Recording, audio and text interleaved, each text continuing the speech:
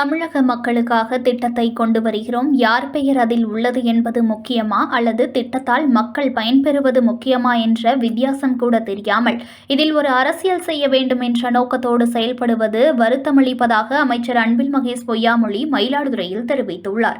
மயிலாடுதுறை தர்மபுர ஆதீனம் கலை மற்றும் அறிவியல் கல்லூரியில் பள்ளிக்கல்வித்துறை சார்பில் பள்ளி தலைமை ஆசிரியர்களுக்கான மாநில அளவிலான அடைவுத் தேர்வு ஆய்வுக் கூட்டம் பள்ளிக்கல்வித்துறை அமைச்சர் அன்பில் மகேஷ் பொய்யாமொழி தலைமையில் நடைபெற்றது. இதில் பங்கேற்ற தொடக்கப்பள்ளி, நடுநிலைப்பள்ளி, உயர்நிலைப்பள்ளி, மேல்நிலைப் பள்ளிகளைச் சேர்ந்த 488 தலைமை ஆசிரியர்கள் பங்கேற்றனர். மாணவர்களை வழிநடத்தும் முறைகள், பள்ளிகளில் தேர்ச்சி விகிதத்தை அதிகரிப்பது, கற்றல், கற்பித்தல், அடைவுத் தேர்வு தொடர்பாக தலைமை ஆசிரியர்களிடம் கலந்துரையாடிய அமைச்சர் அன்பில் மகேஷ் பொய்யாமொழி பின்னர் செய்தியாளர்களை சந்தித்தார். உடற்கல்விக்கான பாடத்திட்டத்திற்கான புத்தகம் கொடுக்கப்பட்டுள்ளது. இது தொடர்பாக உடற்கல்வி ஆசிரியர்களுக்கு பயிற்சி அளிக்கப்படுகிறது. பயிற்சிக்கு பின்னர் விளையாட்டு, மனம், உடல் சார்ந்து பிள்ளைகள் எப்படி தயார்படுத்திக் கொள்ள வேண்டும் என்ற வகுப்புகள் நடத்தப்படும். இந்த கல்வியாண்டிலேயே இது அமல்படுத்தப்பட்டுவிடும். கலைஞர் பல்கலைக்கழகம் அமைப்பது தொடர்பான மசோதாவை தமிழக ஆளுநர் எந்தவொரு கருத்தும் கேட்காமல் வெறுமனவே குடியரசுத் தலைவருக்கு அனுப்பி வைத்துள்ளார்.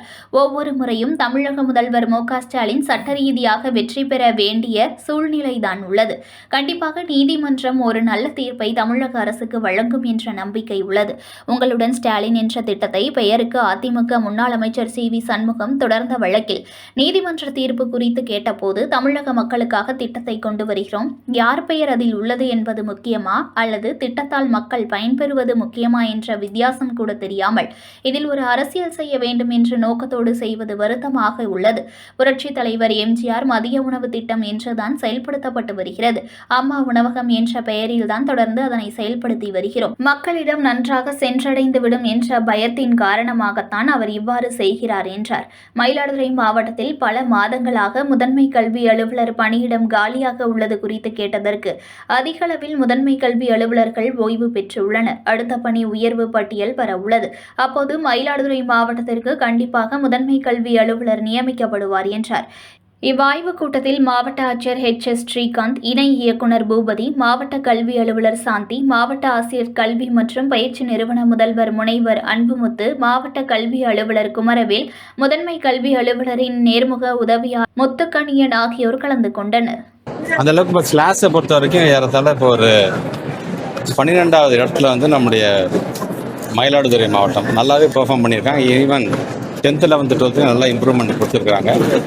கணக்கு பாடத்துலையும் ஆங்கில பாடத்துலையும் கொஞ்சம் அதிகம் கவனம் செலுத்த வேண்டும் என்று நாங்கள் சொல்லியிருக்கோம். ஸோ அதில் குட்டாக இருக்கிற பிளாக்ஸ் எத்தனை, ஆவரேஜாக இருக்கிற பிளாக்ஸில் டு பி இம்ப்ரூவ்டு பிளாக்ஸ் என்ன அப்படின்னு சொல்லி அந்த டு பி இம்ப்ரூவ்டு பிளாக்ஸை சார்ந்திருக்கின்ற தலைமை ஆசிரியர்கள் எல்லாம் இன்றைக்கி நேரடியாக வரவழைத்து நம்முடைய மாவட்ட ஆட்சித்தலைவருடைய தலைமையில் இன்றைக்கு இந்த மீளாய்வு கூட்டம் நடந்துகின்றது.